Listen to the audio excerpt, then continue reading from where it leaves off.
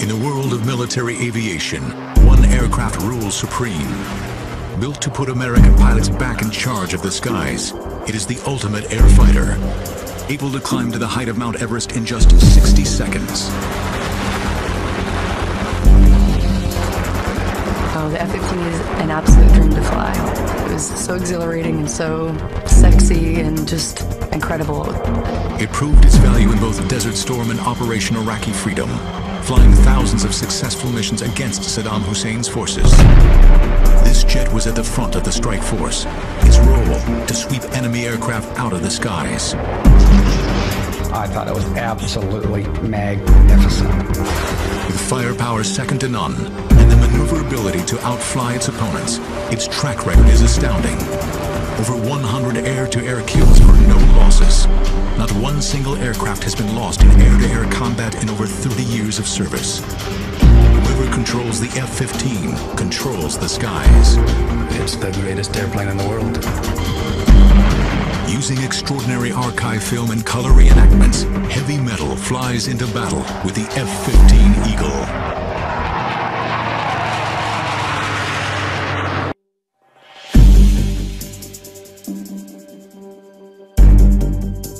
Operation Desert Storm. American air attacks on Iraq are poised to begin. Flying at the front of a great wave of coalition aircraft are 20 F-15 fighters. Over 40 miles into Iraq, their radar picks up enemy contacts. Captain John Kelk leads the flight of F-15s. He is the first to hear the radar warning tone in his headset. Enemy fighters are targeting his plane. You got someone locked, interrogate. Bandit. Kelk is not sure the aircraft ahead are hostile, but as the jets close in at over 1,400 miles per hour, the F-15 pilot must decide, should he shoot to kill? His radar shows a fighter flying aggressively towards him, so he prepares for combat.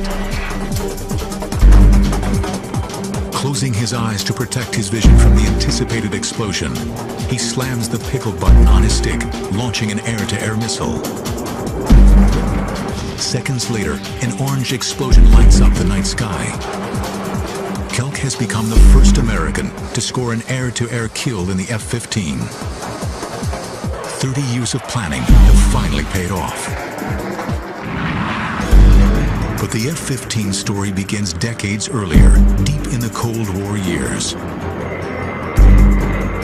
In 1951, the Korean War is raging. American F-86 Sabre pilots fight pitched battles with Russian MiGs.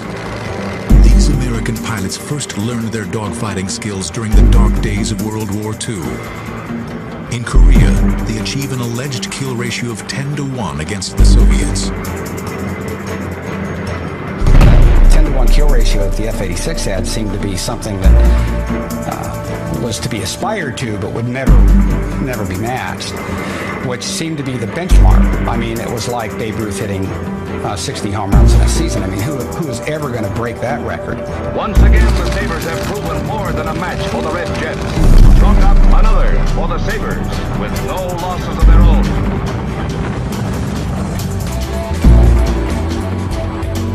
By the Vietnam War, U.S. Air Force fighter pilots are flying F-4 Phantoms against a new generation of Soviet-built MiGs.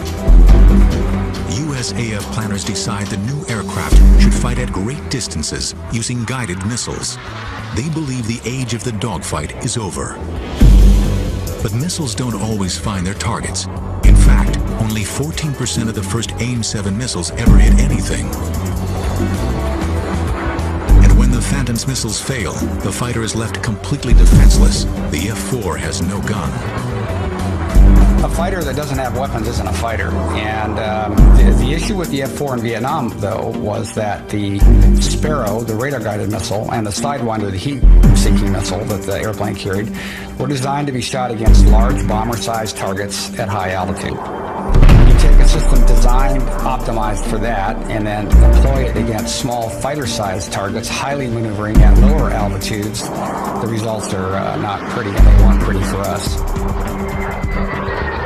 Soviet MiGs flown by Vietnamese lure F-4s in close, knowing they are soft targets. pilots are not trained to dogfight. That knowledge from World War II and Korea has not been passed down to this generation of fighter pilots. The training that I had to go to Vietnam was abysmal. And the new pilots that came into their organizations that were supposed to be there to go fly air to air and dogfight with the MiGs, the training was not even as good as abysmal. It was just, in fact, non-existent. The American F-4s and their pilots are left dangerously exposed. If you're an F-4 pilot in the midst of a dogfight, you've used up your radar missiles, they all missed, which they always did, and then you fired a few of your infrared missiles, and by bad luck, or because you didn't have a good position, they missed. Now you're out of ideas and out of ammunition, and you better go home because you're in trouble. They're going to get you unless you can get out of there, because you don't even have a gun to fall back on. The F-4 had originally been designed to down nuclear bombers. When pushed into a dogfight, its limitations are all too clear. The F-4, like almost all the airplanes that were designed to be electronic radar interceptors, had horrible visibility because the designers were totally focused on somebody with his head down in the radar scope, either the pilot or the guy behind him doing that. And all you needed windows for was to take off and land, because the radar was going to be your eyes. Well, that's a quick way to a quick death in combat, because the guy who kills you is never out front, he's always the guy who's behind you. These mistakes prove costly. Over 3,000 American aircraft are lost. For a good part of the war, we didn't get much better than 1-to-1 exchange ratio, which all things considered was a disgrace. The Air Force took it as a disgrace, and it was a disgrace. Air Force planners know they need a new aircraft, the ultimate dogfighting machine. A plane that can achieve air superiority in any theater of action. 500 designs are submitted for the FX Fighter Experimental Program. But Air Force chiefs are not impressed. The 500 designs that were returned from the first request for proposal were all rejected because they simply did not break the mold. The Air Force urgently needs to regain the aviation advantage. Unexpected developments in Russia suggest they are losing the race. At the 1967 Moscow Air Show, the Soviets unveiled their next-generation fighter, the MiG-25 Foxbat. It would have looked to the intelligence analysts as though this was a force to be reckoned with. It would certainly have put the fear of God into them, because you've got an aeroplane that can fly at up to Mach 3, that can climb to 60, 70,000 feet, and that is easily going to be able to chase down and beat any fighter that the Americans had to put up against it. The race is now on to build an American plane that can outfight the Soviet MiG. Little does anyone know, the result will change military history forever. After losing the aviation advantage to the Soviet MiG-25, American aircraft designers go back to the drawing board. Planners must recruit somebody who really understands fighter planes. They need a guy with hands-on experience of aerial combat, matched with great technical insight. Eventually, they find their man. He has honed his combat skills in Korea, but made his name developing air-to-air tactics at Nellis Fighter Weapons School. His name, Major John Boyd. At that time, he was known as the Mad Major. He was a guy who was totally focused on air-to-air combat, had dedicated his whole life to first whipping every other fighter pilot in the Air Force and the other services, and secondly, developing theories on how to do that. Brilliant new theories that change the way every Air Force in the world flies. Major Boyd is asked to evaluate the existing Fighter X proposals. The early plans will eventually become the new Air Force fighter. They brought this uncouth genius to the Pentagon, said, here's what we have for a design, give us your evaluation. And John said, well, I don't know much about airplane design. He said, but I could screw up and do better than this. Boyd realizes that without a completely fresh start, the Air Force could end up with yet another underperforming plane, like the F-4. Maneuverability must top the list of design specifications. Boyd needs needs to get his hands on the most powerful computers of the day. The Air Force has rare mainframe machines, but bureaucrats deny him access. Always inventive, Boyd manages to log unofficial time, working after hours. But the Mad Major's erratic behavior makes him enemies inside the Pentagon. One hostile colonel accuses him of stealing $1 million worth of Air Force computer time. To some senior officers, John Boyd would always be a dangerous maverick. In the end, even though Johnny caused these upheavals and had like unending complaints from every area of the bureaucracy about his behavior and what he was forcing him to do, in the end, the chief of staff always supported him. And he actually arrived at quite a brilliant design. John Boyd does in fact produce revolutionary design specifications for the new Fighter X. 3 companies are then invited to compete for the chance to build the FX fighter. They have 9 months to create a polished design. By the 1969 deadline, a clear winner emerges. The contract for the new fighter is awarded to the McDonnell Douglas Corporation. In all, 2.5 million man-hours go into the design of the plane. June 26, 1972, the first F-15 is rolled out of the St. Louis factory. The following day, the Eagle takes its first flight. It is immediately clear that this airplane breaks the mold. The F-15's climb rate was awesome, but it was also an important part of it being an effective interceptor. From standstill, it could reach a height of 30,000 feet, which is the same height as Everest, in a little over 60 seconds.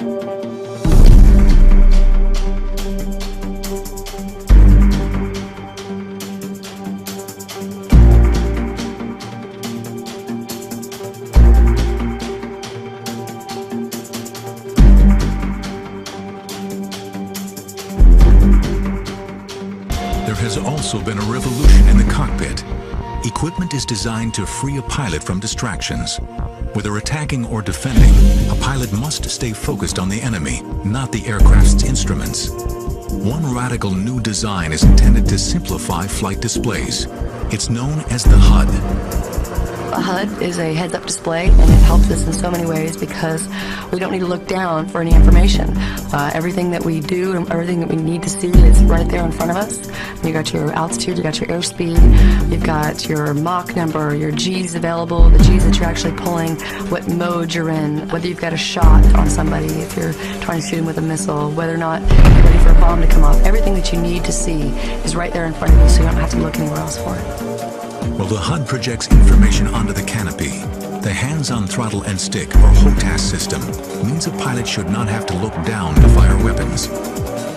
Something crucial in the heat of battle. HOTAS was designed to make it easier on the pilot to be more efficient in the cockpit. With HOTAS being that quick and easy to change from different modes, it definitely means a matter of whether you kill your bandit now or you get killed. I think that having the HUD and having HOTAS definitely makes it more strapping the fighter onto you. You become one with the fighter.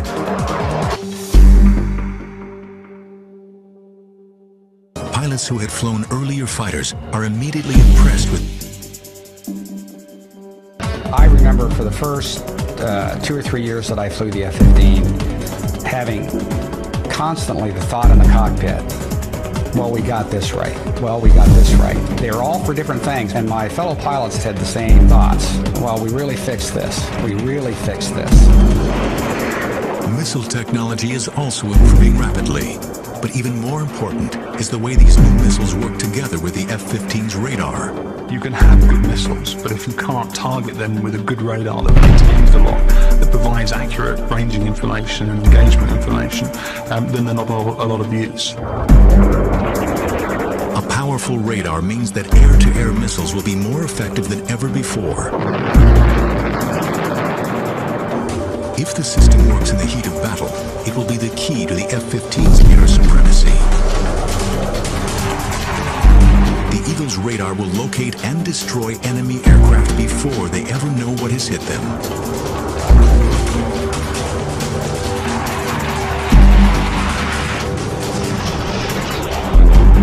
To dig Anderegg, this system was was a revelation. In my F-15 checkout, I remember flying home and telling my instructor pilot, who had been in the other airplane, I have over 2,000 hours in the F-4. I have a combat tour in the F-4. I have 2 tours as a fighter weapons school instructor in the F-4. I've just flown my 7th ride in the F-15. I was never as lethal in the F-4 as I am right now after 7 flights in the F-15.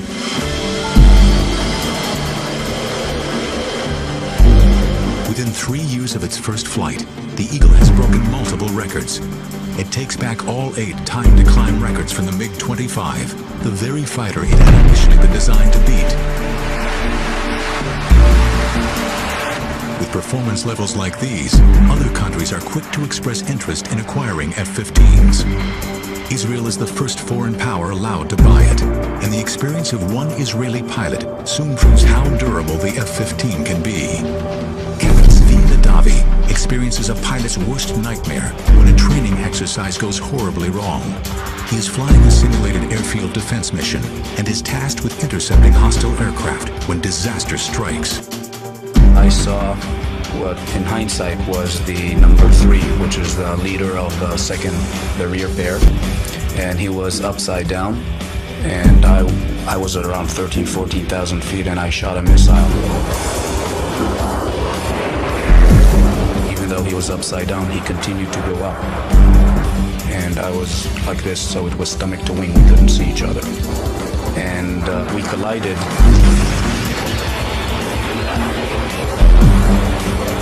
Big commotion, big bang. The A4 basically fireballed immediately, and I found myself with maybe 30 degrees nose down attitude, and the aircraft was spinning.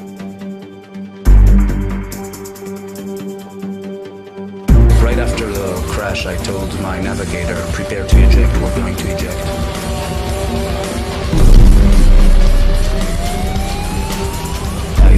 Afterburner, which is a totally opposite instinct when you're spinning towards the ground. Then the roll slowly stopped, and slowly I was able to bring the nose back up. I told my wingman to come close and to inspect me. There was a huge spray of fuel that was being drawn out of the wing, and it basically camouflaged what was going on. Nadavi survives the mid-air collision. He is 10 miles out from the nearest airfield and hopes to still land safely. But the pilot cannot see what has happened behind the spray of leaking fuel. His F-15 has been so badly damaged in the collision that he is flying on just one wing. After a devastating mid-air collision, Captain Zvi Nadavi finds himself flying a seriously damaged F-15. Somehow, he is able to regain control over his aircraft in attempt at landing. I approached the airfield. I crossed the threshold where usually in an F-15 you cross at 130 knots. I crossed at anywhere between 250 to 260 knots. Was landing at approximately twice the normal landing speed. I put the tail hook down. There was a cable at about 1/3 of the runway, and we went into that. But because of the speed, the hook is not built for those speeds, and the hook basically tore off the air.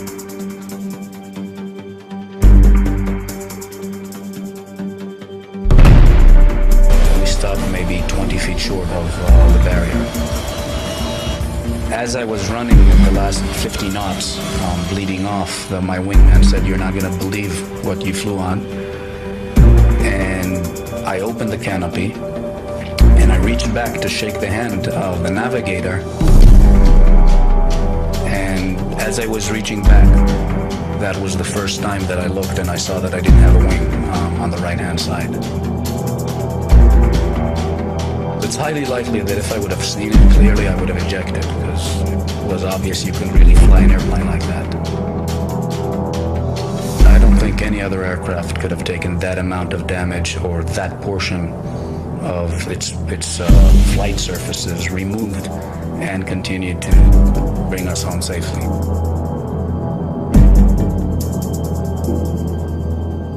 The best estimate was a good friend of mine who was an F-16 pilot, and he crossed and he saw that there was no wing, and his first words was, "Can I transfer to F-15s?" It should be aerodynamically impossible for an aircraft to fly with one wing missing. McDonnell Douglas sends a team to investigate the incident. Their first inclination was it was a taxiing accident. It couldn't happen in air in the airplane. And only when they later went to analyze it and said, okay, the F-15 has a very wide body, and you fly fast enough, then you're like a rocket, then you don't need wings. The Eagle has done the impossible. If a pilot can land an F-15 with just one wing, the plane should be able to endure unimaginable punishment on the battlefield.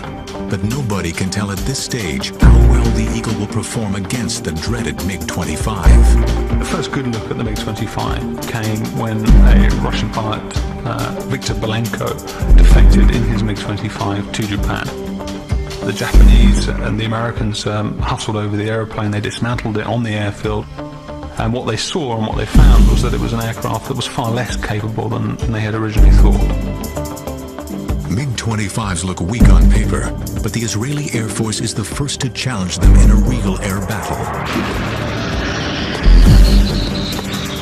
Since the creation of the modern state of Israel, the Middle East has been torn by bitter wars. One such conflict breaks out in the late 70s as Israel and Syria vie for control over Lebanon. Syria possesses a modern air force with Soviet-supplied planes, MiG-25 Foxbats. The MiG-25, in my opinion, was a teaser. It was a test, I think, at that time between the Soviet bloc and the US as to whose technology was better. On June 27, 1979, a group of Israeli Phantoms attacks targets on the Lebanese coast. Just as the Phantoms complete their strikes, they spot Syrian MiGs approaching fast. The enemy fighters will be on top of them in seconds. A flight of Israeli F-15 Eagles is protecting the Phantoms, patrolling the skies above them. They immediately hit their afterburners and streak down towards the hostile MiGs. Each F-15 pilot picks a target and locks on with Sidewinder air-to-air missiles. Seconds later, the Sidewinders rip into the MiGs, instantly vaporizing them. For the first time, American technology is pitted against Russian MiGs. The result is a great victory for the F-15, with the Eagle scoring 5 air-to-air kills on its first day in battle. The F-15 goes on to dominate the skies above the Middle East. In the Lebanon War, the Israeli Air Force basically shot down over Lebanon close to 80 aircraft. And as far as I recollect, there was no air-to-air losses on the Israeli side. American pilots can only watch this encounter. They still have not had their chance to fly the F-15 in a real conflict. 10 more years must elapse before American fighter planes are called upon once again. August 2nd, 1990. Saddam Hussein's troops march into Kuwait City, looting and pillaging as they advance. There is also a clear possibility he may order his troops to advance on Saudi Arabia. The U.S. response is swift. Saddam cannot be allowed to threaten Middle Eastern oil supplies. Operation Desert Shield is initiated, and one of the first directives is to deploy 166 F-15s to Saudi Arabia. Their job, protect the northern Saudi oil fields from Saddam Hussein's advancing troops. As I report to you, air attacks are underway against military targets in Iraq. The F-15 will be critical to the success of the Desert Storm air war. But American F-15 pilots have not yet flown in combat. This is their chance to prove they possess the right stuff.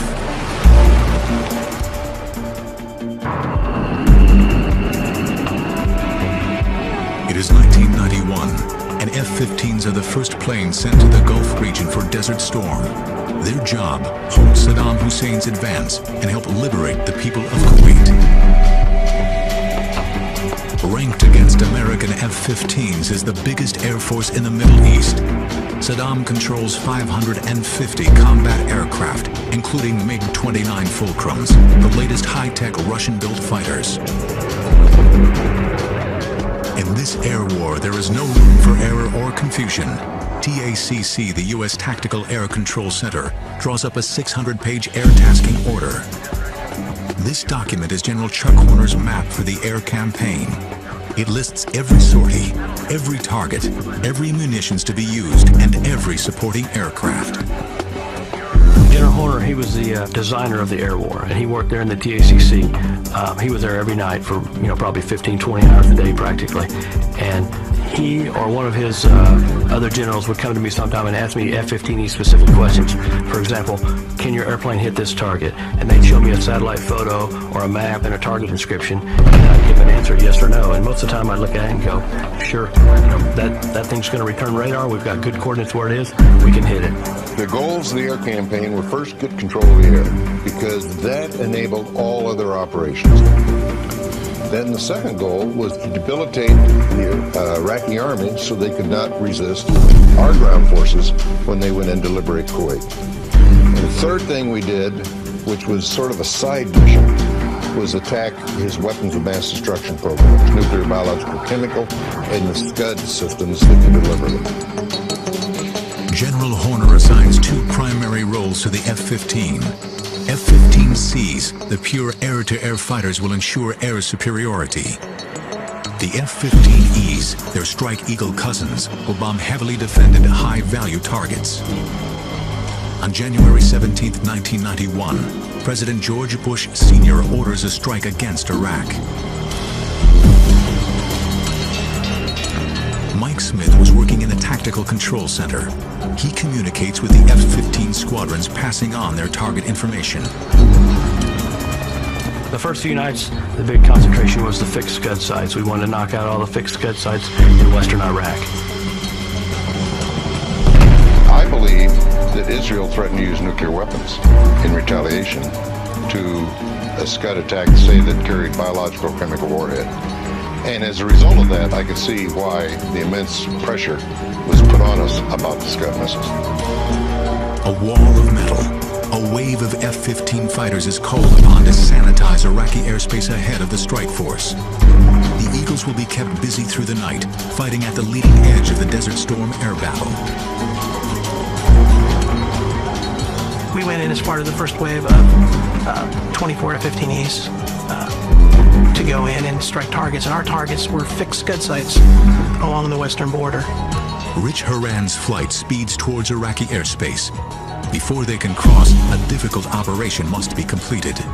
One of the scariest things was just air refueling. It was very dark, moonless night, and there were a couple people had close calls with just potential mid-airs with the tanker and each other as we're doing this. Careful flying saves the mission from near disaster. But the Eagles still have 200 miles to go before reaching the Scud sites. They now fly very low over the desert and begin targeting long before the Iraqis can even see them. Haran is a weapons systems officer responsible for picking out a missile launch site. We're about 12 miles out from the target, and the conversation is, this isn't so bad. These guys are asleep. And about that time, all hell breaks loose.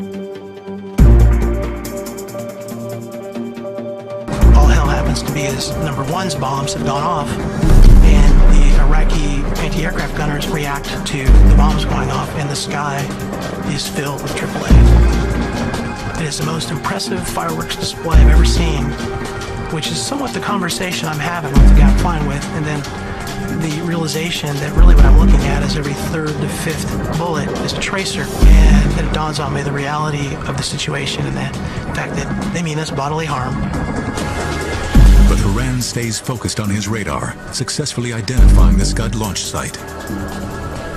What I saw was fixed site, and as we turned in on the FLIR, our forward infrared scope, you can actually see a tell with a missile on it that our designation is on. We drop our bombs and come on target.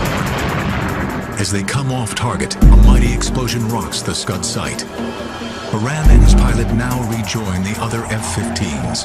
All 24 have made it safely through the target area, but they are still deep within Iraqi territory.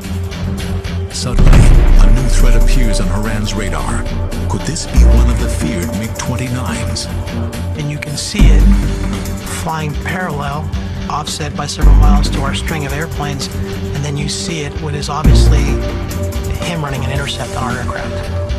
We lock him up to let him put his radar warning receiver to let him know that he is being looked at, and sort of point at him, hoping to get a reaction or to potentially employ our AIM-9 missile, and then he essentially turns away. The Iraqi pilot seems reluctant to attack a large flight of F-15s, or is he just waiting for the best opportunity to strike? At night, I never said I'd be looking behind me, but I was practically unstrapped, standing on the back of the seat, looking to see if this guy was going to run an intercept on us. And probably about a minute or so later, there's a gigantic fireball, and which I believe is his aircraft that's actually hit the ground. Lacking the F-15's night flying abilities, the Iraqi pilot probably lost control and flew into the desert. It is a decisive night for the American F-15s. The Strike Eagles fought their way in and destroyed their targets, while the air-to-air F-15C models bloodied their talons, shooting down 6 Iraqi aircraft. The F-15 pilots scored the first air-to-air kills from an American Eagle with the opening rounds of Desert Storm. Many Iraqi pilots realize they cannot win and attempt to escape with their planes to Iran.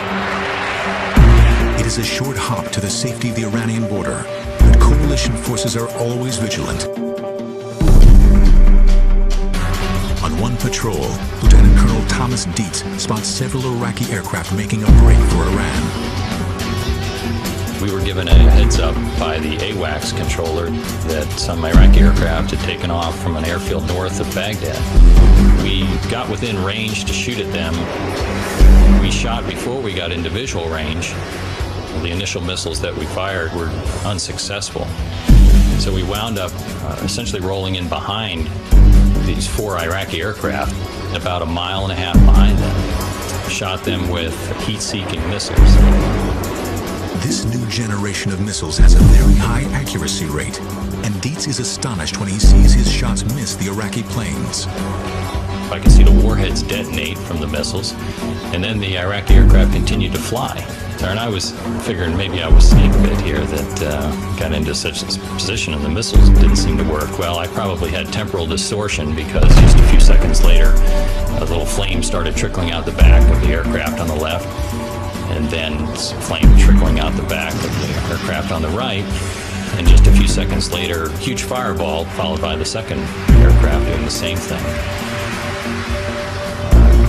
At that point, I was just about to pronounce myself the world's greatest fighter pilot, at least in my own mind, when I thought maybe I ought to look around and see if there are other Iraqi aircraft flying around. And I remember as I started looking to the left, right there, not far from me, within a half mile, was an Iraqi aircraft that had his nose pointed out in front of me, which made me initially think, oh, this guy could shoot me with a gun. Captain Dietz is now dangerously exposed. Could this Iraqi fighter blast him out of the sky? Having shot down one Iraqi fighter, Thomas Dietz then spots another flying straight towards him. He needs to react fast. The enemy might open up with his gun at any second. So in my mind began going over the maneuver I'd have to do to defeat this threat, is when I realized that this was just the front half of an Iraqi aircraft. There's a bunch of flames streaming out the back. The canopy was gone, indicating the pilot had ejected. And I looked over, and there's my wingman behind that aircraft, and he had shot that down. This pattern of successful shoot-downs repeats itself throughout the Gulf War. The Iraqi Air Force, I think they were finished in the first 2 or 3 nights. The F-15 was very effective at sweeping them out of the sky. And if they had any airplanes, they weren't flying them. Only 2 F-15s are lost during Desert Storm, a testament to the skill and training of the Eagle pilots. They fly an amazing 2,400 missions and ensure that the Iraqi Air Force is largely confined to the ground. The F-15 definitely proved itself in the Gulf War. I think it had a reputation before the Gulf War of being a force you did not want to reckon with. Coming out of the Gulf War, that reputation was clear in everyone's mind worldwide. Kuwait is liberated and Saddam subdued, but the power struggle in the Gulf region is far from over. The United States Air Force continues to fly over Iraqi airspace on Operations Northern and Southern Watch. For 12 years, they keep a careful eye on Iraq's military activities. Then, suddenly on September 11th, 2001, everything changes.